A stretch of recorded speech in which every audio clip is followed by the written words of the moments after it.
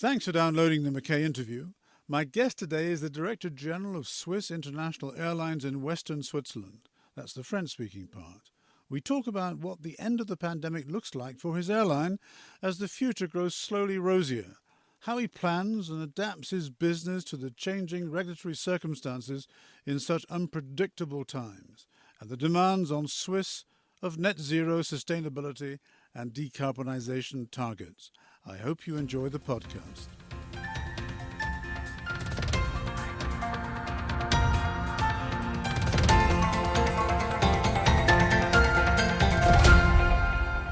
Hello everyone. It was in the spring of 2015 that I first sat where I am today, in these offices which had a glorious view of the Jura, but now look out onto the brand new intercontinental terminal of Geneva Airport. I was then, as I am now, with the person who leads Swiss International Airlines in the Suisse Romande.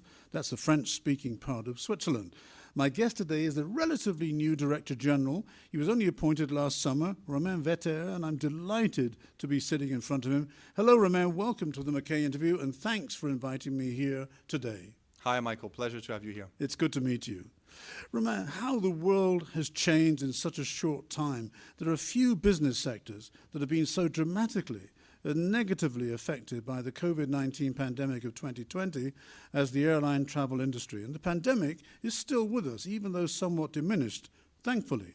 And to underline that fact, I should mention that I returned to this same office and sat at this same table in November 2020 to hear from your predecessor, Lorenzo Stoll, of the very difficult story of Swiss and the airline industry at the height, or should I say the nadir of the lockdown, the confinement. Romain, your predecessor used the word at that time, dramatic. When I asked him 14 months ago to describe the situation of Swiss and more broadly the international airline industry at that time, how would you describe the industry situation and your company's situation today? I think today the situation is still dramatic. We're seeing a bit of light at the end of the tunnel. We finished the Q3 with a small profit, which tells us that our passenger or guests are still looking to travel very much. There is this envy to move, to go see friends, family, to also go do business. We've seen that, but then the reality strikes again, and Q4 has been really tough. We're going to finish the year with substantial losses, and this is our new reality, the uncertainty. We try to plan as best as possible, and we've learned on the way. So I think things has changed as well.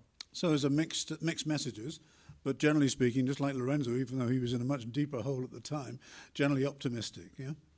I think we ought to be optimistic. Yeah. Exactly, because now we have new ways of working. We're flexible in the way we plan our network much more than before. We are reactive.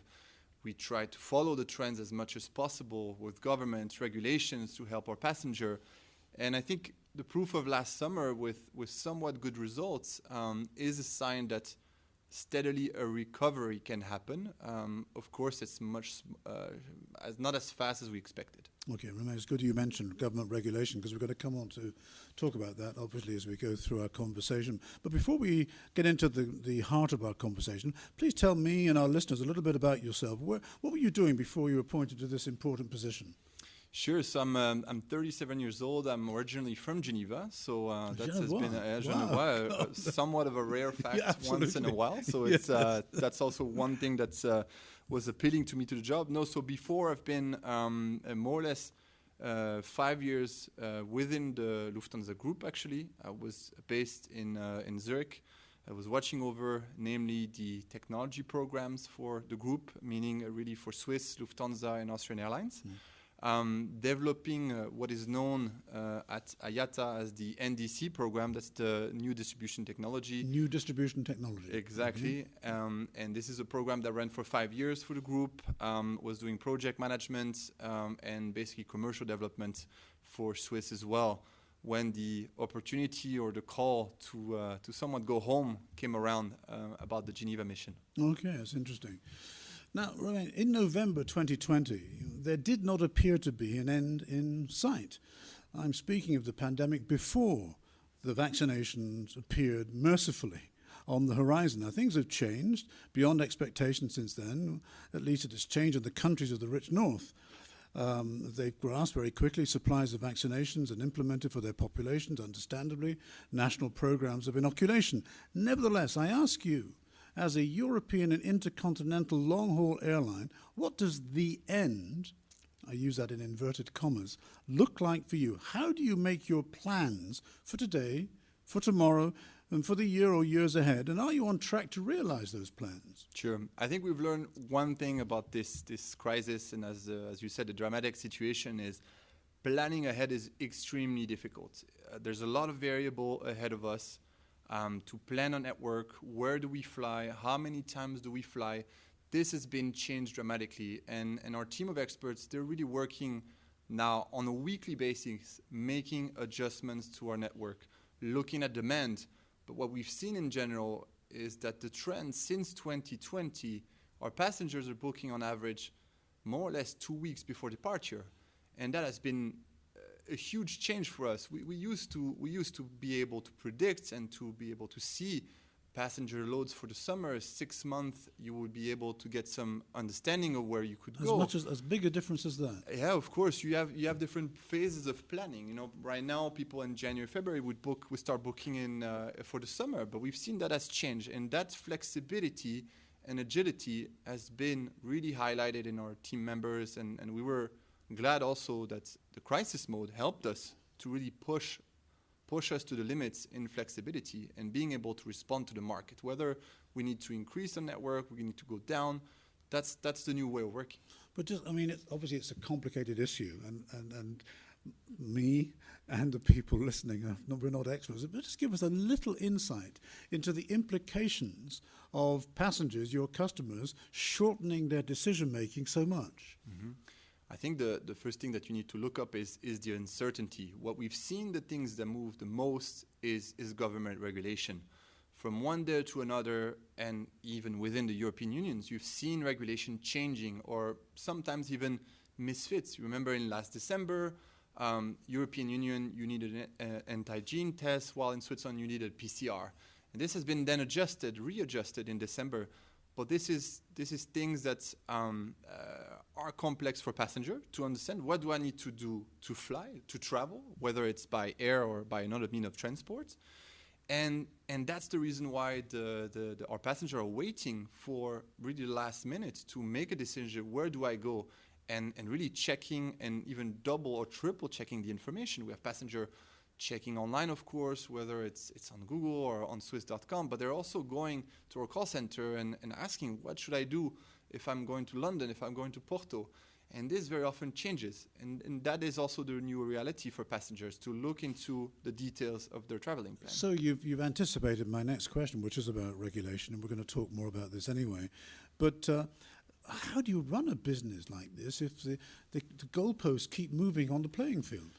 Yeah, it's a very good question, Michael. I think our answer up to now has been gaining in flexibility. We're really looking to do on a weekly basis changes.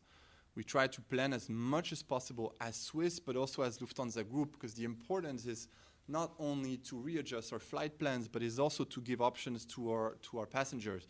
Whether you are leaving from Geneva or if there's alternatives that we need to take via Zurich or via our other hubs within the Lufthansa Group. I see. I really wonder how you run an organization. I mean, there must be a cost implication too, compared with the old days when you had a much longer lead time.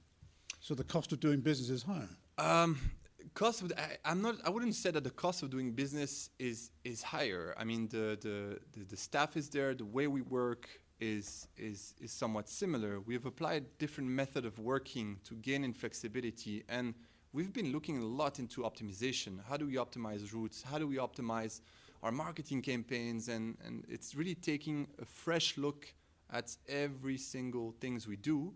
And do we really need it, bottom line? So you've really basically dismantled the business model and put it back together again with this new circumstances very much at the top of your mind. Correct. I think it's not top of my mind, but it's really top of the mind of our employees. We have great experts that are have really worked really hard for us in finding what I call the fine details and making improvements along the way. That's interesting. My guest today is Romain, the Director General of Swiss International Airlines in the French-speaking part of Switzerland. Romain, has the support package, the credit contract with the banks, which came up in the last time I was here, to which your predecessor referred, been sufficient for the pandemic period? In November 2020, I'd just remind you of what I was told then, you were draining cash at the rate of 1 million Swiss francs per day, so I was told.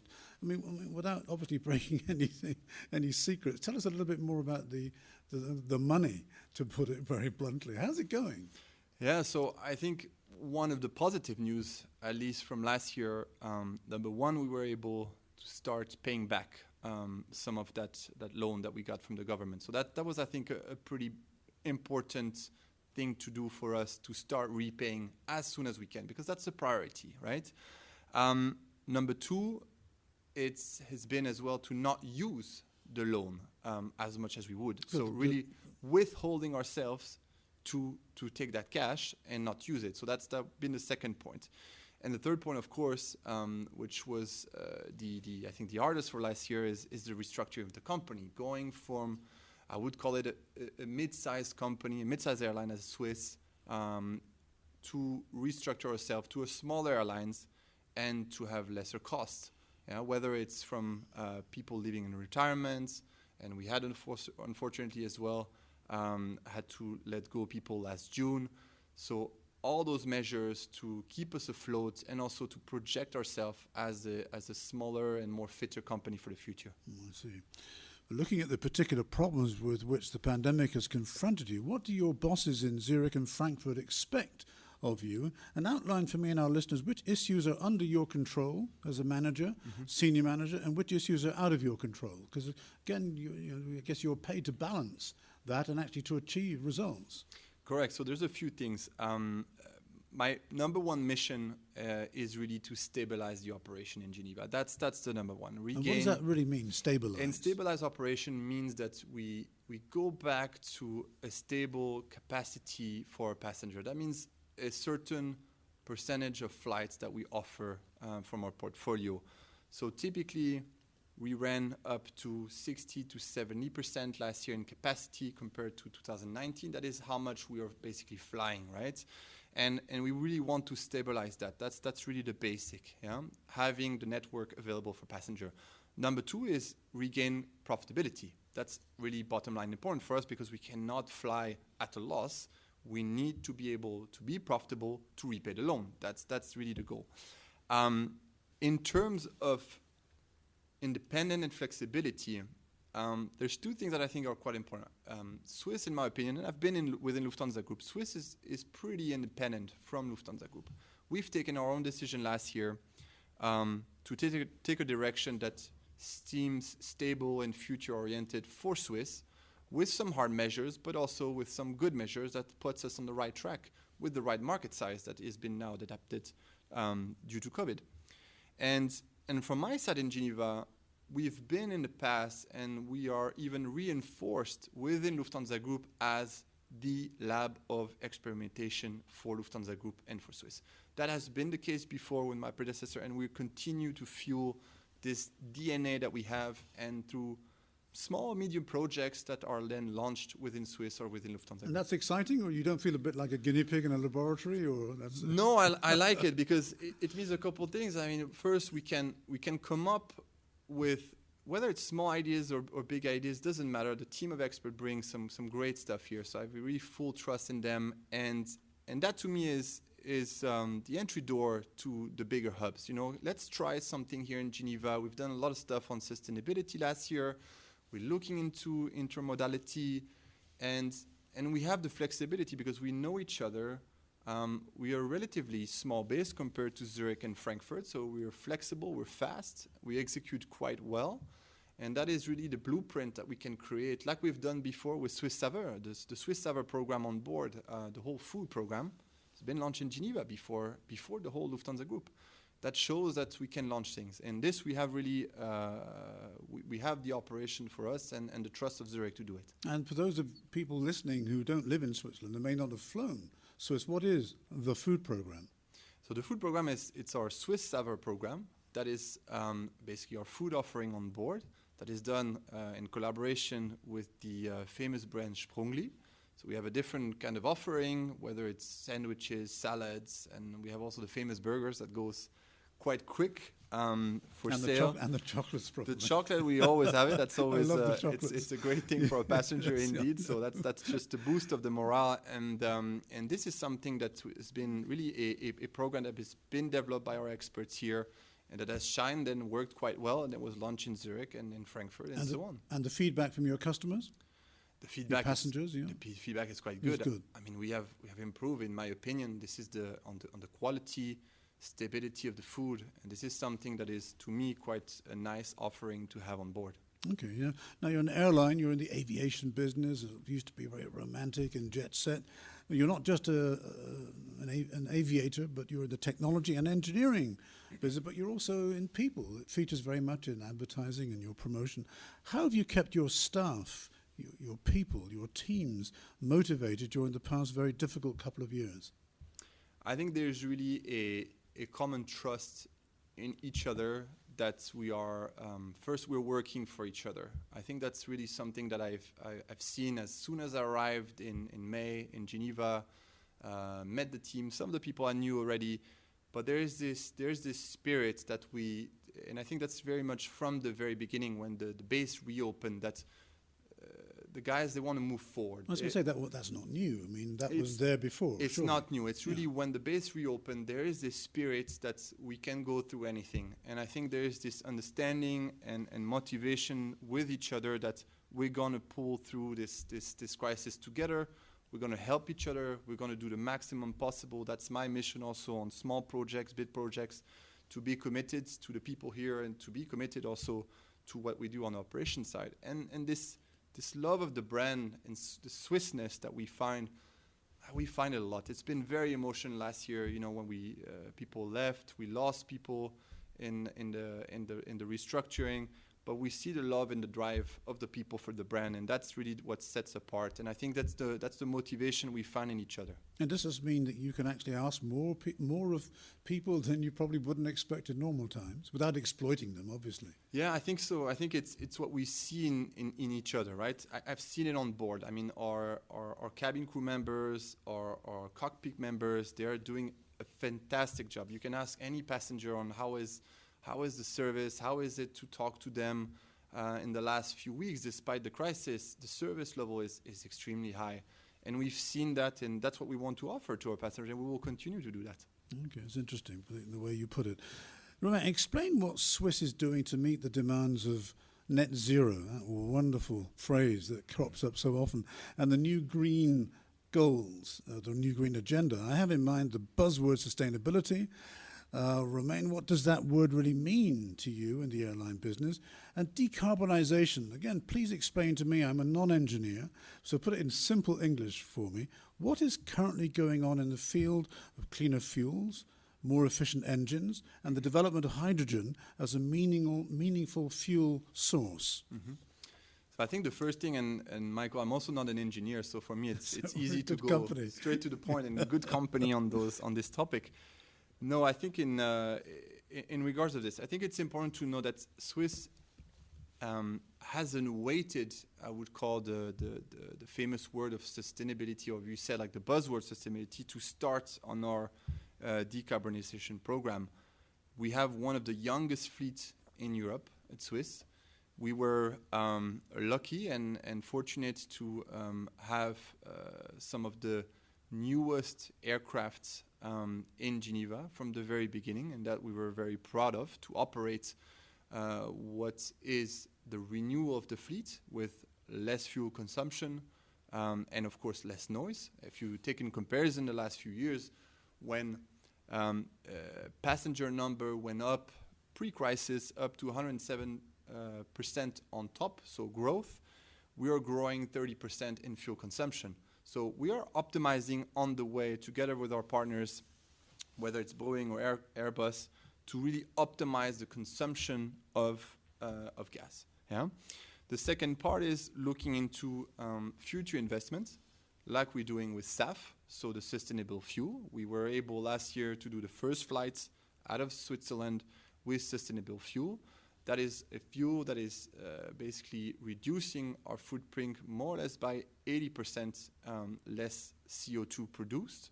And that is a major step for us. So you really have the renewal of the fleet that is going to come over time with new technologies from our providers. You have, of course, the improvement with the consumption of SAF.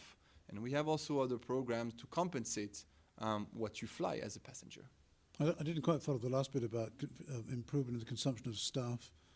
Just explain that to me again. No, you mean as a passenger. So as a passenger, you have option to basically compensate your flight by CO2 purchase. So what you can do... I didn't understand what you meant. It's our compensate program. So you are able to purchase back basically what CO2 you consume. And this money goes into new programs for decarbonization, whether it's with us or whether it's with third-party providers. And the most important thing that you can do on Swiss.com currently is you can also finance sustainable fuel. And that is obviously the direction we want to take in the future. Okay, that's interesting.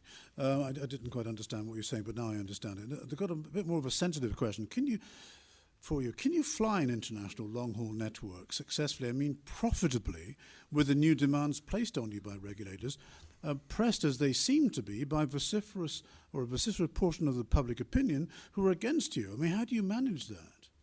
Yeah, I think you can. Again, we have to run our course of our decarbonization. So the net zero is extremely serious at Swiss. Yeah, we have the ambition to be at minus 50% in 2030 and at zero at 2050. So we take the topic very seriously. And I think this is a commitment that we make to also the regulators. And it's a call for us that we want to be an actor. We are an actor, a very important one for the Swiss economy, whether it's for businesses or for a passenger. I mean, you've seen it in Geneva. It is the hub of international organization. Absolutely. It's extremely connected. No question. And that has a value. And I think this is where we need to be. We need to take a strong stand, and we need to work with regulators to improve it. I think flying is not going away. There's not at the moment yet a faster way to travel, but we're on a good track to achieve our targets. And if you could just for a minute or so lift your eyes up from the immediate and pressing issues on your desk, let me ask you what you see in the future, not just for Swiss, this airline, but also for the airline industry. I think there's a lot of changes ahead of us. I think Swiss is extremely well positioned being the airline of Switzerland, so in a market that is very central within Europe. We're a flexible company, a resilient company. We have really teams of experts. I think if I'm looking forward, we will make changes. Intermodality, we were speaking a minute ago. How do you combine modern transport together, whether it's train and plane, for example? We have connections already today from Basel to Zurich, from Geneva to Zurich, where you can use the flight, but you can also use the train as an option. And that is, I think, for us, the role of being a transporter and a connector to Switzerland extremely relevant, and we will continue to do that. That's a very interesting way to put it. Supplementary and final question. What is the future for a carrier like Swiss, especially flying in and out of a relatively small but very busy and very international airport, as you said, like this one in Geneva, and serving as it does the wider regions of parts of northern Italy, France, across the border? I mean, look into your crystal ball and tell me what you see in terms of the context in which you're operating out of this city. Yeah, it's always a very, I mean, Geneva, and I'm from Geneva, so I always think it's a very interesting city. The way it's placed, of course, the location, because you have the people from Geneva, you have the international people in Geneva that, of course, have a different type of destination they go to. You have the French border, you have Italy to some extent is not far away, and of course you have the whole Suisse romande that is there, and it's a huge catchment area, and there's different demands. So I think for us we always look at it as number one, we want to offer a great portfolio of destination for a passenger from Geneva. We need to have some destination where our international passenger can connect as well, whether it's in Geneva or in Zurich. And of course, we have to meet the demand of our partners locally. If you take a look at this winter, despite the Omicron variant, what we do is a collaboration with the regions, whether it's Valais, whether it's Vaud or Geneva. with those cantons, we're also working on what is the need of those cantons in terms of tourists, in terms of passenger and rhythm of flying. So it's true collaboration. And I think what we really believe in Geneva, despite that, yes, we are running a business, but we are very much part of the ecosystem as a social entity. And we feel that when we work with our partners, and we want to be that for the Western Switzerland. And when you talk to these people in the Valais, the Valais, and the other cantons, and even across the border, if you talk to them, are there any things that they say to you that surprise you, that you say, you sort of scratch your head and think, oh, God, I didn't think of that. That's an interesting point. I think what we're looking at is how do we facilitate. I have the example with Valais, for example. A couple weeks ago, we were meeting up, and we know we want to improve mobility. And mobility is key for us. We've introduced last year, and right about in October, a new service bag where our passenger from home, you can book your bag, someone will come pick it up, and you get it back at arrival. And that's for us. Both directions. So as of December, in both directions. Really? So Okay. you can arrive in Geneva and someone can also bring you the bag home. And that's really quite a nice service that is mobility oriented. And what we were discussing with Valais and some other region is how do we facilitate that, for example, the ski of our passenger can easily go through Valais without you having to carrying it and doing too much. That's not just business class people. This is even people traveling at the back of the airplane. Exactly. Really? That's for anyone. The service is live, and we've seen some early success. Now we have a bit less passenger. I mean, the crisis is upon us again now, but we've seen some traction in service, and we know that mobility is a key aspect. And I think that's the collaboration we're looking to do with our partners, with the different cantons in Western Switzerland. Fascinating, fascinating. Romain, many thanks for answering my questions so frankly and so openly. It's absolutely fascinating listening to your story. We wish you and your colleagues all success in this new year of 2022. My guest today has been the Director General of Swiss International Airlines in the French-speaking part of Switzerland, Romain Vetter. Thanks again, Romain. Michael, thank you. All the best to you. Thank you. Thank you for listening. Please share the show with those around you, and if you have any questions or feedback, write to me at contact@mackays.ch. I promise that I will reply to you.